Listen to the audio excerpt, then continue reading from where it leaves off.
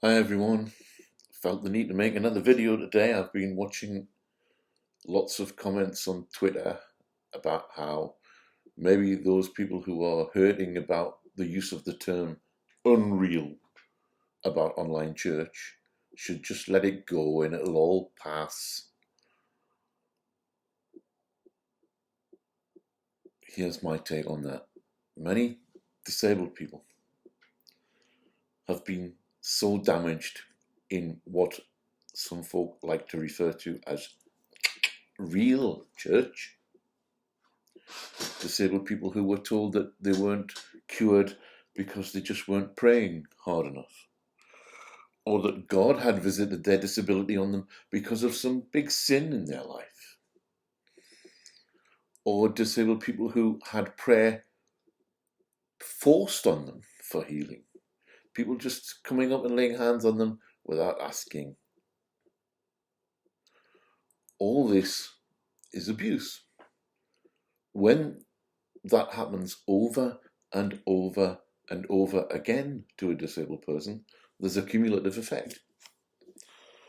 When that builds up, they get to the point where they just can't cope with church anymore and leave. That has been the case for so many of our followers. So when they have left, they have turned to online in the hope of finding something to replace that, in the hope of finding a place that they feel safe from all that.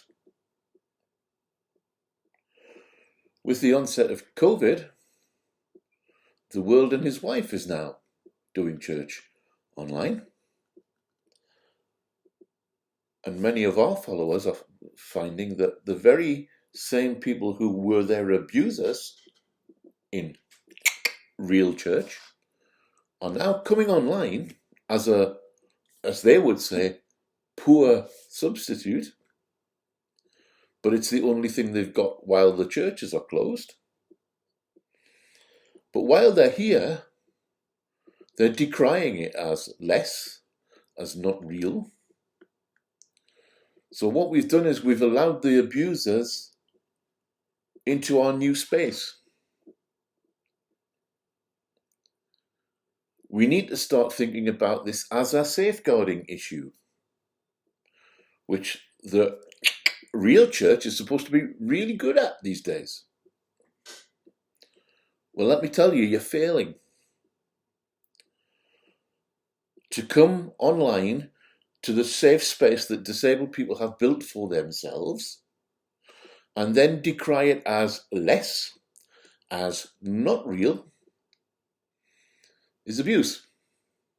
That's what it is. It's abuse. Let's call it what it is.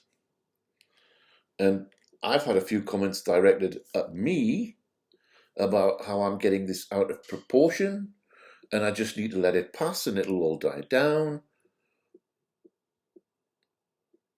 My job here online is to protect the vulnerable. And at the minute, my feeling is that those people are being abused. They left church because they were damaged by this attitude that they were less, that they were wrong, that they were doing things wrong. And they had managed to escape and find a safe place. And they've been generous enough to welcome the very people who did that to them into that safe space, only to find that it's happening all over again in a new way. I would not be doing my job if I didn't speak out about it. So that is why I'm speaking out about it.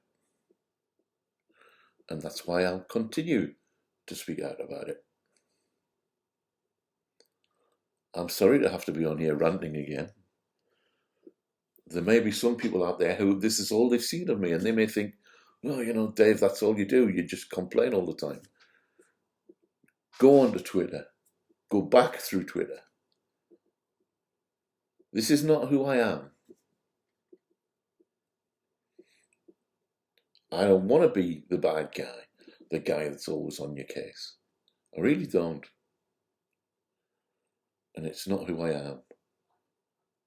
But I have a duty to my friends, my disabled friends, my damaged friends, my hurt friends, many of whom don't have the confidence to speak out the way I do, most of whom don't have 15,000 followers to talk to and to use their influence. So I have to do it for them. And please don't come on Twitter and tell me you need to take a jail pill, you need to calm it down, you need to leave it alone, it'll all blow over. It's happening now. Disabled people are being hurt now, and I'm going to speak about it until it stops. As I always say, and I mean it, bless you all. And I'll see you later.